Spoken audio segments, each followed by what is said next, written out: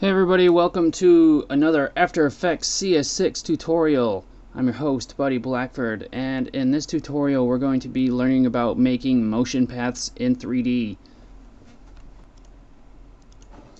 So, yesterday it was about 80 degrees out and about 180 in my room. Today it's like 20 degrees out and like negative 20 in my room. So, I mean, Mother Nature is just like messing with me, and I'm hot and then I'm cold. And that just reminded me of the Katy Perry song that I don't want to sing. But me and Bucky went out and grilled some steaks yesterday. It was a good day, and the steaks were like 1-inch thick ribeyes. They were good.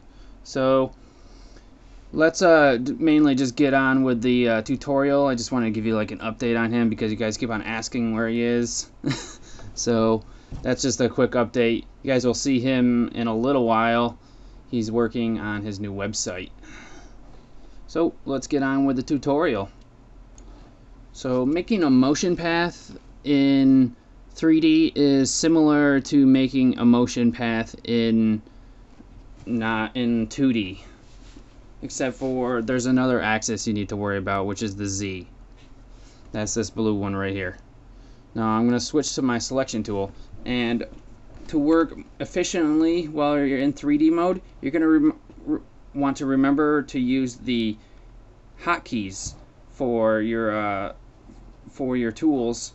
The selection tool is V, and then for the hand tool I just use my middle mouse button. And then you're going to want to switch to the unified camera tool, which is C, and they're right next to each other, so that is pretty convenient. You can just put your fingers on the C and V tool, and then if you ever need to rotate, that's W, which is up at the top, and you'll learn to move around easily with those.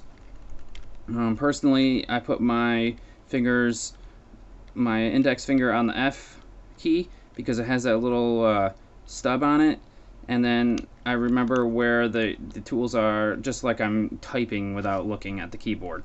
So if you learn how to type without looking at the keyboard, it's really helpful in using your hotkeys. So let's get on with the actual moving of the motion path real quick. So I'm going to set a keyframe.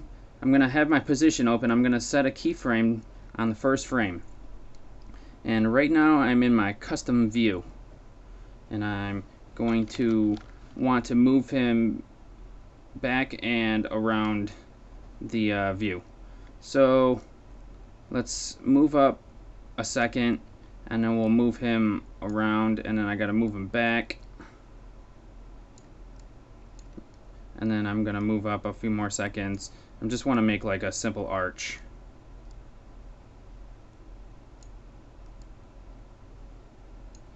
Now, as you can see in the custom view, it's kind of hard to figure out what the heck I'm doing.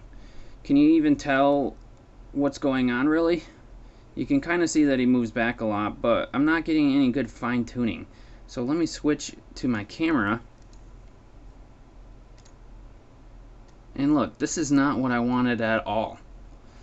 Now, I wanted to show you how not to do it first, which was using your custom view. In my previous tutorials about using the views, we learned that when you're using 3D space, you want to use your 4 views here. Now, I have main camera, top, front, active camera. Main camera and active camera right now are the same, so I'm going to switch this one by right-clicking, and I'm going to switch it to right. And I'm going to switch these around to what I like. I'm going to switch this one to custom view, and this one here to top. So we can see that this guy is rotated. If I click on here, he's been rotated, and this is the motion path he wants. Now what I wanted to do is just make a simple arch where he moves backwards, goes up, and then comes back down. Now that should be easy in our top and right views. These views which go down an axis are just called orthographic views. You only see them on an axis and you can't rotate around.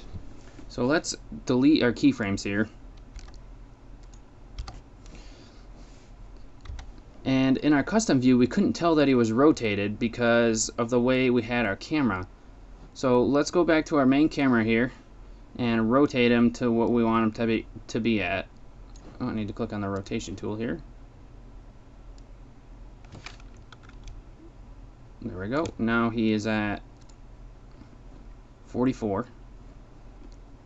So he's at the position that I want now.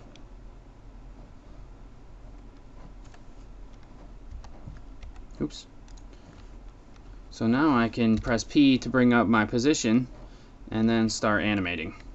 So I'm going to hit my V key so I can use my selection tool to start animating.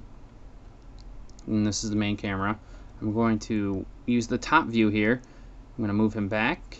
Oh, I got to move ahead a couple keyframes. Let's move him back. And then to the right. And now I'm going to use my right view here to move him up.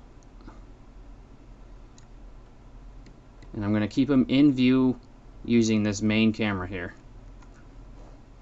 Now, I mean, you can't really tell how well I did that in this custom view. So that's why I'm trying to teach you guys how to use these orthographic views. Let's move a little bit more. And then I can use this to move him back down to where he was. And I can switch to this view. And then we can look and see how he works now. And that's pretty much the way I wanted it. I wanted to show you in the beginning how not to do it, which is by using the custom view. But you can use the custom view to look around and see what's going on. You don't want to animate in the custom view. Sometimes you can get good at it and end up animating in it, but that's for people that are more advanced and really have an idea of what's going on in their scene. That's the end of the tutorial. I'm not going to go over how to animate position or anything like that. There's a tutorial about that in the earlier sections. It's one of the first tutorials in the CS6 series that I'm doing, and just use those to figure out how to animate things. So that's the end. There's pretty much nothing else I wanted to go over. Let's end the tutorial here. Thanks for watching. I look forward to seeing you at the next one.